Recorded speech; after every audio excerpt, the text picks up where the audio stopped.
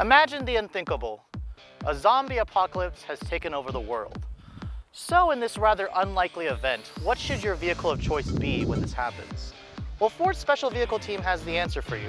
What I have behind me is this beast, a 2013 Ford SVT Raptor, the pinnacle of the F-150 lineup and the trim line that's the most high demand. So does this vehicle have what it takes to take on the end of the world? Let's find out.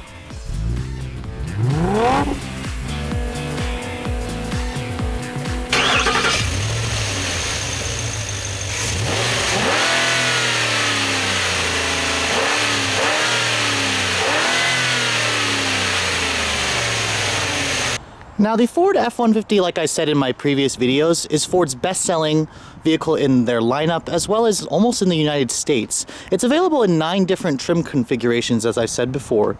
Now this Raptor that I'm showing you guys is known as a specialty trim line. It's an SVT model. You can see the little SVT badges in the wheel wells. And SVT models of Fords are known as specialty performance models. They have no rebates from Ford. They're in very high demand. They're specialty trucks. Just like Ford's Focus's ST, the Cobra Mustangs, the Boss Mustangs, this falls under that category. Now the Raptor is relatively simple in the way it's built. It's available in a crew cab and super cab configuration.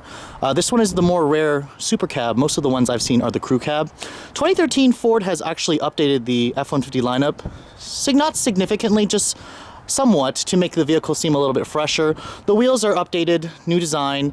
The most different in terms of styling in the front are those new HID headlights that are available on trim levels as high or from Lariat or FX4 up to the Raptor trim level.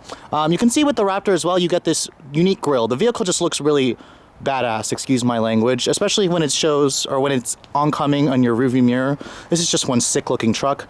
In terms of something that's similar in the F-150 lineup, I probably would say the FX4 might look a little bit similar. It's a sporty looking truck. This is really just a menacing off-road ready truck designed to, take on the Baja or the desert or whatever. I mean, it comes with these specially tuned SVT shocks in the rear suspension. You can see it poking out of there. Those big BF Goodrich all-terrain tires. It's also got a raised ride height, but at the same time, the Raptor is very refined. You have, luxury features like the front and rear camera system, heated and cooled seats. This one also has Ford's My Ford Touch system. This one also has the additional Raptor graphics package. And tuxedo black is the most common color I technically see. And if you come to the window sticker, Raptors are not cheap. This one's priced at $52,315. It's got the 801A equipment group, which basically includes the HIDs and nav. It's also got the front and rear camera, the moonroof, the graphics package, and MPG is nothing great. This is rated at 11 city and 16 highways. The Raptor only comes with Ford's monster 6.2 liter gasoline V8 engine. Now looking at the interior, it's pretty much, familiar F-150 stuff here. You do have a much higher step-in, which this vehicle actually doesn't give you a grab handle here. I'm surprised it doesn't have that, but it does give you the nice running boards to help you get in. You can see the interior here is kind of like an FX4 or an XLT in terms of, the materials. It's not like the luxurious, Lariat or King Ranch or Platinum trims. Here's the key for the vehicle. Push button start's not available on the F-150, which I don't really think truck buyers care for it.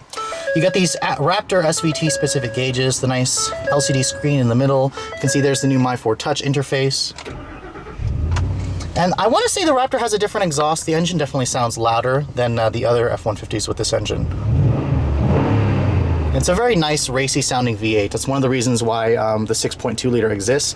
Now in terms of the interior, this is a truck, so don't really expect premium materials. You have, a soft or hard touch airbag cover, which feels kind of flimsy. It's all hard plastic here on the dash. The fit and finish is solid. You do have silver painted accents here, a little bit more silver trim. Like I said, this My Ford Touch display is pretty much the new thing for 2013. It actually is integrated nicely into the vehicle, and Ford did include hard buttons here, although they are a tad, small, but you have nice 4 big nice size knobs here. You have your trailer brake controller. The Raptor gives you kind of like an off-road mode in the suspension. I want to say you also have downhill assist control. These aux things, I'm assuming, are for a trailer or for some kind of auxiliary lighting or something like that. 6-speed automatic is the standard transmission on every F-150. It comes with a manual shift mode. You can see here, there's the rear view camera when you put it into reverse. It also has a front camera system as well. Coming to the center console here, it's large, it's huge. This is still an F-150, it's nice and practical. You can pretty much almost fit a laptop computer. Your navigation card, your USB, your aux ports, all of it are sitting in there. Coming to the glove compartment, it's very small. F-150s, all of them have a really small glove box. It's not damped, kind of a puny glove box, but Ford makes up for it with this huge center console here.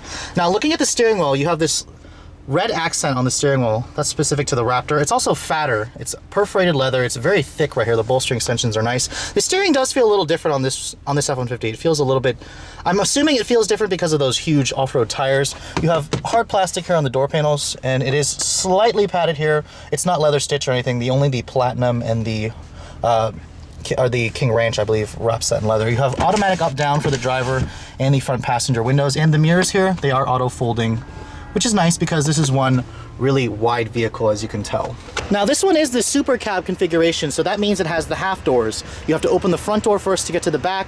In terms of the space, if you really need to carry 4 people, I would suggest getting the crew cab configuration. But surprisingly, Ford still gives you decent space. You have vents back here, cup holders. You actually do have a little window that actually goes down in the back here, which is locked right now. But the materials are all hard plastic, but for a super cab, this is actually a pretty decent size. Now, coming to the tailgate, or the bed of the Raptor, it's got a very high step-in. It's even higher than the other F-150s just because the ride height is increased on this vehicle. This one doesn't have the spray-in or the drop-in bed liner. I probably would recommend one of those. It does have the tailgate extender, and it also has the tailgate step, which is definitely necessary for this type of vehicle.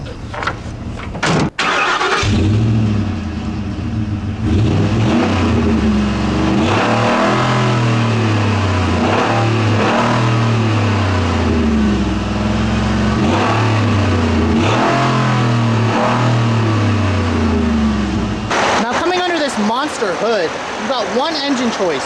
This is Ford's 6.2 liter gasoline V8. This is their biggest V8 in the F-150 lineup. It's the same engine you can get in a Lariat. This is the only engine available on the Raptor, and it makes 411 horsepower, 434 foot-pounds of torque.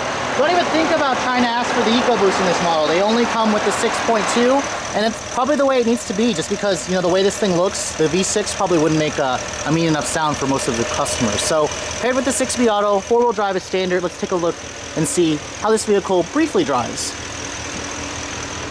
Alright, so for those of you who are in the market for something that they can drive when the world ends, technically, or theoretically, let's take a look at how this Raptor drives. Now, if you've driven an F-150, I want to say this feels pretty familiar. I mean, it does. The only thing you do notice is the higher, ride height. And I mean, you can see just how far away I am. This vehicle is extremely wide.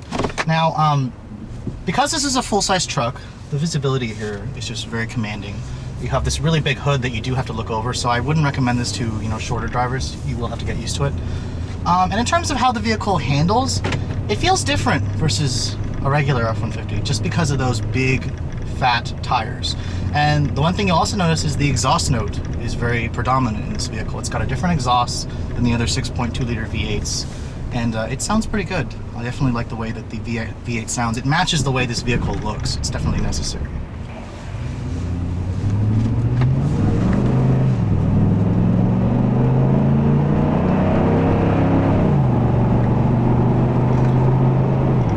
Acceleration is pretty strong in this vehicle. It really, that 6.2 liter V8, perfect match for this car. The 6-speed auto has, crisp shifts. It's very smooth. And the one thing I do notice is there is a little bit of tire drum from those huge tires, but that's expected. This is really off-road tires. You really shouldn't be using them for the street. But at the same time, I'm very impressed with just how civilized this thing is to drive on the road. It's very comfortable. The ride I thought would be pretty horrible. It's not. It's actually pretty comfortable. The back suspension does crash a little bit, if you put some stuff in the back. But this thing rides a lot better than pickup trucks of yesterday's times. In terms of visibility, it's great. The seats are comfortable. The steering is surprisingly precise. I'm impressed with the way this Raptor drives.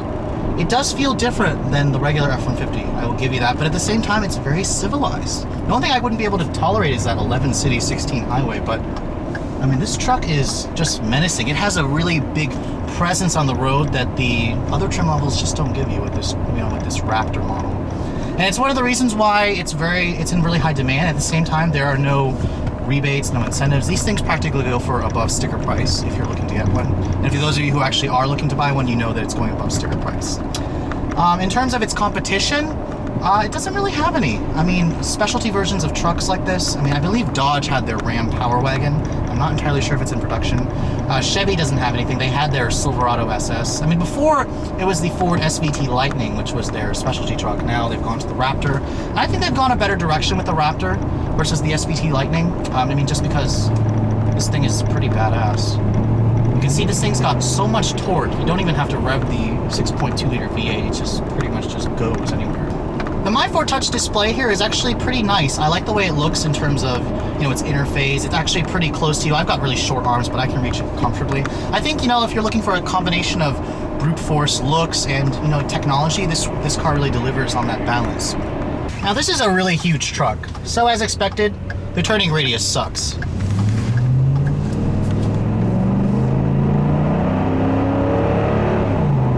You can see, wow, this thing moves like a sports sedan. It is just impressive how potent that V8 is.